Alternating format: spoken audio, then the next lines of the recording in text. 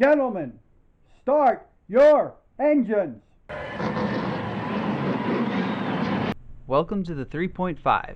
I'm Seth Sharp, alongside of my brother, Sutton Sharp. Today we're going to be reviewing the 1987 Miller American 400 from Michigan International Speedway in 3.5 minutes. After a weekend of road course racing at Riverside, the Winston Cup circuit returned to the high banks of Michigan. One of the favorites heading into the weekend was Dawsonville's Bill Elliott. The driver had won 5 of the last 6 races at the Speedway, including 4 consecutive. Elliott would be challenged by Tim Richmond, the defending pole sitter for the event. Richmond punctuated his storybook return from illness with back-to-back victories in the previous 2 races. Qualifying was filled with surprises, with Blue Max Racing's Rusty Wallace capturing his first career pole. However, the biggest shock came with the qualifying run of Spanaway, Washington's Derek Cope.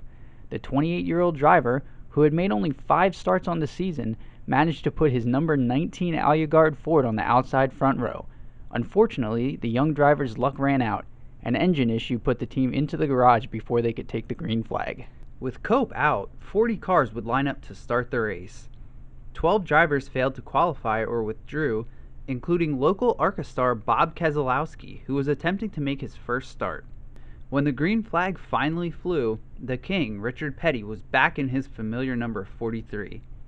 Petty had utilized substitute drivers over the previous few races due to injuries suffered in an accident. Pole sitter Rusty Wallace led the first 14 laps until he was passed by Bill Elliott.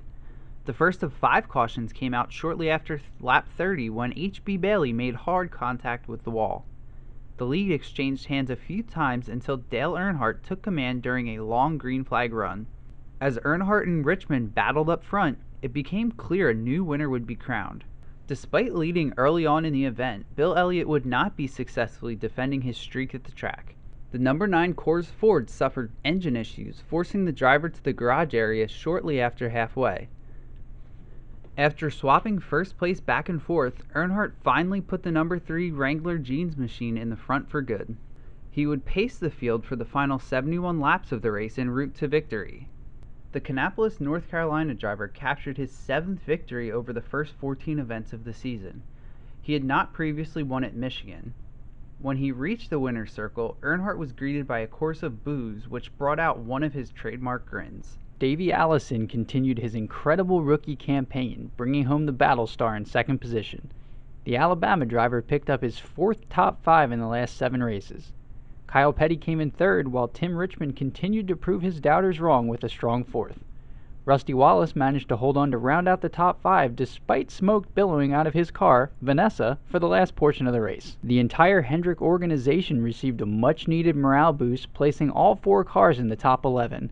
While Tim Richmond had been on a hot streak, the rest of the organization had not been so lucky. Both Benny Parsons and Darrell Waltrip finished outside the top 25 the previous race at Riverside. With another victory and the misfortune of Bill Elliott, Earnhardt extended his point lead to a margin of 304. Tune in next week as we recap July 4th's Pepsi Firecracker 400 from Daytona International Speedway.